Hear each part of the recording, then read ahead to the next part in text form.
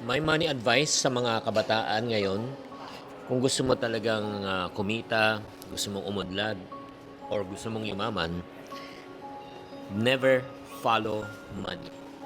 Kung ang pera ang hinahabol mo, let me tell you this. In my 46 years of doing business, sa sales, the more I pursue money in life, the more money ran away from me. Kung ang pera lang yung habol ko, parang mailap talaga ang pera. Kasi ang mindset sa akin, dati ng nanay ko, anak, lahat ng pwede kita, pasok.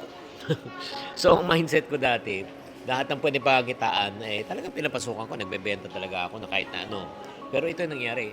Akala ko, konti kita dito, konti kita dito, konti kita dito, parang grupo, laki kita.